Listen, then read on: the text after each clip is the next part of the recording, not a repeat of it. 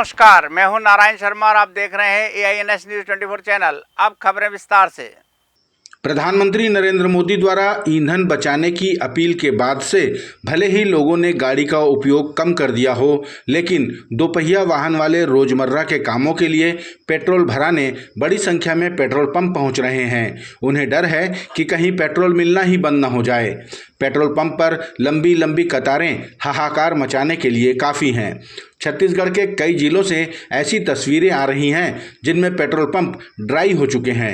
Bharatiya Janata party सरकार वाले छत्तीसगढ़ राज्य में मुख्यमंत्री से लेकर मंत्री और विधायक भी अपनी गाड़ियों का काफिला कम कर चुके हैं। ऐसे में प्रमुख विपक्षी दल कांग्रेस के पूर्व मुख्यमंत्री भूपेश बघेल ने सरकार को सलाह दी कि मंत्रालय जाने आने के लिए एक बस का उपयोग करें। और दूसरा अब एक सलाह आ गया कि आजकल ईवी गाड़ी खरीदो, बैटरी वाली गाड़ी खरीदो। अब मान लो सैकड़ों की तादाद में गवर्नमेंट अधिकारी और मंत्री या उसके बाबू लोग गाड़ी खरीदेंगे, कितने करोड़ का होगा। तो भाई आप एक बस कर लो, और सारे अधिकारी देवेंद्र नगर में रहते हैं, एक बस चालू करो और मंत्रालय चल दो। भाई सारे मंत्री लोग यहीं रहते हैं, उनको तो दे दी, नया भवन बन गया, वहीं रहे।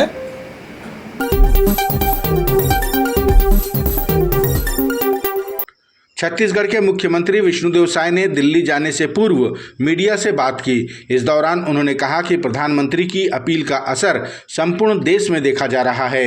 लोग ईंधन का उपयोग कम कर रहे हैं। हमने भी अपने काफिले की गाड़ियां कम कर दी हैं। कांग्रेस के बयान पर पलटवार करते हुए मुख्यमंत्री ने कहा कि प्रधानमंत्री कितना भी अच्छा काम करें, कांग्रेस हमेशा विपरीत बात करती है। अब जो वैश्विक परिस्थिति चल रही है पश्चिम एशिया में युद्ध के कारण, और माननीय हमारे देश के यशस्वी प्रधानमंत्री जी ने आह्वान किया है कि पेट्रोल डीजल की खपत कम करें, आवश्यकतानुसार करें, तो उस पर हम लोग भी, हमारी सरकार भी अमल कर रही है। हम भी स्वयं अपना मार्केट में गाड़ियों की संख्या कम कर दिए हैं। क्या लग रहा है कांग्रेस क्यों नहीं सहयोग करना चाह रही है? अब वो तो हर चीज़ में सहयोग करती है। जो भी देश के हित में माननीय मोदी जी अच्छा करना चाहते हैं, उसके विपरीत ही कांग्रेस चलती है।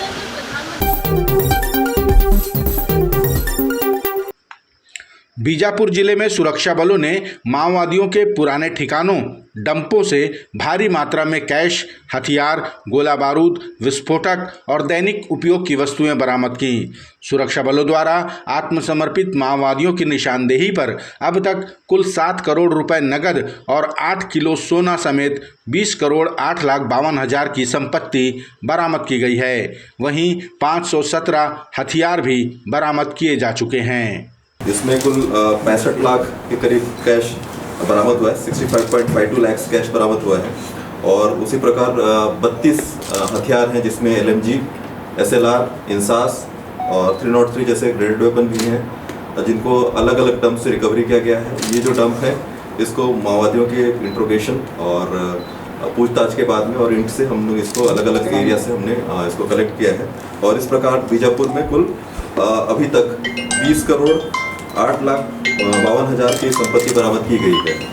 और ठीक उसी प्रकार 234 माओवादियों को न्यूट्रलाइज किया गया है 2024 के बाद में, और 1192 माओवादियों को अरेस्ट किया है, और ठीक उसी प्रकार 1003 माओवादियों को पुनर्वासित किया है। छत्तीसगढ़ के पूर्व मुख्यमंत्री भूपेश बघेल ने कहा कि हमारे देश के प्रधानमंत्री 73 दिनों बाद कुंभकर्णी नींद से जागे हैं। इसके पहले तक वे प्रचार मंत्री थे। अब जब देश पर संकट मंडराने लगा तो वे अपील कर रहे हैं, वो भी जनसभा में। बघेल ने कहा कि अगर आपको देश की जनता के सामने कुछ बात रखनी है तो सर्वदलीय बैठक बुलाएं या फिर लोकसभा के माध्यम से अपनी बात रखें। एक्चुअल में अभी समय है, देश को आर्थिक जो संकट जो आया है, 73 दिन बाद आप जागे हैं कुंभकर्णी नींद से। तब तक क्या प्रचार प्रसार कर रहे थे, तब आप प्रधानमंत्री प्रचार मंत्री थे। अब प्रधानमंत्री के रूप में 73 दिन बाद जागे, तो वो भी जनसभा में एड्रेस कर रहे हैं। बुलाए, सर्वदलीय बैठक बुलाए, उसमें बात करें, लोकसभा बुलाए, वहाँ जनता के सामने रखे, तब तो सारी स्थिति स्पष्ट होगी। ईंधन का उपयोग और ऊर्जा की बचत जैसी प्रधानमंत्री की अपील का सबसे ज्यादा असर रायपुर उत्तर के विधायक पुरंदर मिश्रा पर हुआ है। वे तत्काल अपने विधानसभा के दौरे के लिए बैटरी चलित ई रिक्शा खरीद लिए हैं और तो और अपने कार्यकर्ताओं के लिए 10 ई रिक्शा का ऑर्डर भी कर दिए हैं। उन्होंने कहा कि देश को संकट से उबारने में हर किसी को अपनी भूमिका निभानी होगी, तभी देश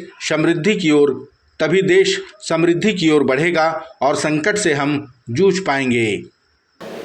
एक नई इलेक्ट्रॉनिक ऑटो खरीद करके उसमें शहरी क्षेत्र में जहां बड़ी गाड़ी नहीं जा सकती, कम समय में हम उसको काम कर सकते हैं, इसलिए मैंने एक ऑटो ख़रीदा है, इलेक्ट्रॉनिक ऑटो, और अपने तनख्वाह के पैसे से ख़रीदा है।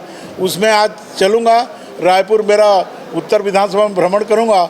आज से मैं उसका शुरुआत करता हूँ और मेरे जितने कार्यकर्ता आए हैं, हमने 10 इलेक्ट्रॉनिक ऑटो और बुलाए हैं, उसमें हम अपने कार्यक्रम में जाएंगे ताकि पेट्रोल डीजल की बचत हो और हम अपने भारत देश को सुरक्षित संरक्षित महसूस कर सकें। छत्तीसगढ़ में नकली और एक्सपायरी दवाइयों के मिलने का सिलसिला कम नहीं हो रहा है। प्रमुख विपक्षी दल कांग्रेस लगातार इसका भांडाफोड़ भी कर रही है। पूर्व विधायक विकास उपाध्याय ने आरोप लगाया कि शासकीय अस्पतालों में जिन दवाइयों की ज़रूरत है उसकी सप्लाई नहीं की जाती और जिन दवाइयों की ज़रूरत नहीं है वो बड़ी मात्रा में भेजी जा रही हैं। आवश्यक दवाइयाँ या तो नहीं हैं या फिर एक्सपायर हो चुकी हैं। उन्होंने दिखाया कि एक्सप्रेसवे के किनारे दवाइयों को जलाया जा रहा है ताकि भ्रष्टाचार छिपाया जा सके।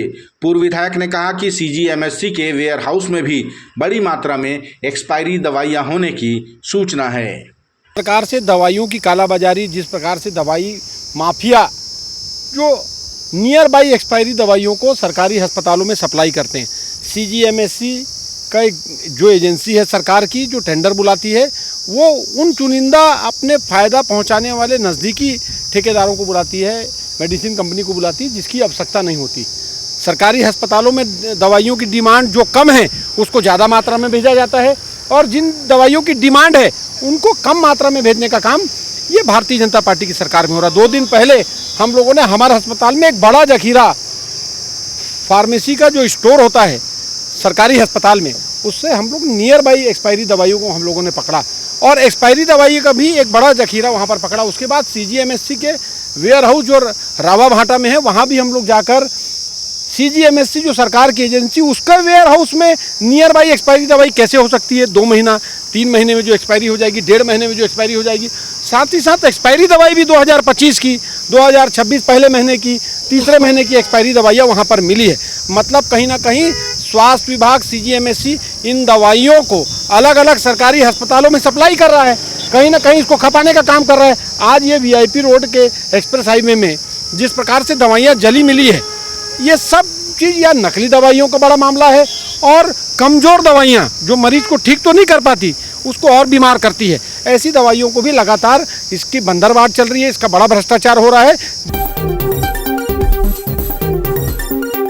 छत्तीसगढ़ के पूर्व खाद्य मंत्री अमरजीत भगत ने आरोप लगाया कि भारतीय जनता पार्टी की सरकार में सिर्फ जंगल कटाई और माइनिंग के कामों में ही ध्यान दिया जा रहा है। छत्तीसगढ़ की रत्नगर्भा धरती को छलनी करने का काम भाजपा की सरकार कर रही है। भगत ने कहा कि आम जनता को सुविधा प्रदान करने में ये सरकार फिसड्डी साबित हो रही है। पूरे छत्तीसगढ़ में जंगल की कटाई और माइनिंग, सरगुजा से लेकर के बस्तर तक और तमाम क्षेत्रों में कोयला का, बॉक्साइट का, लोहा का, अभी तो बलौदाबाजार जिला में सोनाखान क्षेत्र में, छोरी खदान में, इधर बहुत सारे जगहों में सोना खोदने के लिए भी माननीय अदानी साहब को और परमिशन और माइनिंग करने का अनुमति अनुमति मिल गया है। गांव तरफ आप देखेंगे तो हर गांव में अभी हवाई सर्वे चल रहा है कि कहाँ कहाँ खनिज है। छत्तीसगढ़ को 1 इंच नहीं बचाया जाएगा, पूरा खोद दिया जाएगा। इसमें छत्तीसगढ़ सरकार और भारत सरकार अव्वल है, लेकिन सुविधा उपलब्ध कराने में फिसड्डी साबित हो रही है।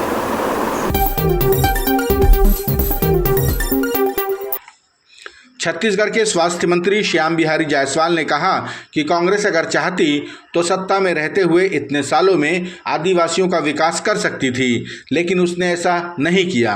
मंत्री ने कांग्रेस के उन प्रधानमंत्रियों के नाम गिनाते हुए कहा कि ये पार्टी हमेशा से आदिवासियों और दलितों को विकास से वंचित रखना चाहती थी, क्योंकि इन्हें सत्ता में रहना था। लेकिन अब देश का आदिवासी जाग चुका है, वो जानने लगा है कि कौन उनका हितैषी है। पूरे देश के आदिवासी समाज अब जग चुका है, वो समझ चुके हैं। इनके पास 70 सालों तक राज्य रहा। नेहरू जी ने 17 सालों तक भारत देश का नेतृत्व किया। इंदिरा जी ने 16 साल तक नेतृत्व किया। इनके नरसिम्हा राव जी ने एक लंबे समय तक नेतृत्व किया। स्वर्गीय मनमोहन सिंह जी ने 10 सालों तक नेतृत्व किया। तो ये कांग्रेस अगर चाहती तो आदिवासियों की भलाई क्यों नहीं की? क्यों आज तक इनके पक्के मकान नहीं बने? क्यों इनके घरों तक सड़क नहीं पहुंची? क्यों ये इलाज के अभाव में असामयिक मृत्यु इनका होता रहा? क्यों जनजाति समाज के लोग भूखों मरते रहे? तो ये देश के आदिवासी जनजाति समाज के लोग समझ चुके हैं। अगर कोई आदिवासियों की चिंता कर सकता है तो वो माननीय प्रधानमंत्री हैं, भारतीय जनता पार्टी है। ये थे आज के प्रमुख समाचार। आप देख रहे थे हमारा लोकप्रिय यूट्यूब चैनल AINS न्यूज़ 24। अब हमें इजाज़त दीजिए। कल तक रोजाना की ताज़ा खबरों के लिए आप देखते रहिए हमारा लोकप्रिय यूट्यूब चैनल। हमारे यूट्यूब चैनल को लाइक, सब्सक्राइब और बेल आइकन का बटन दबाना ना भूलें। नमस्कार।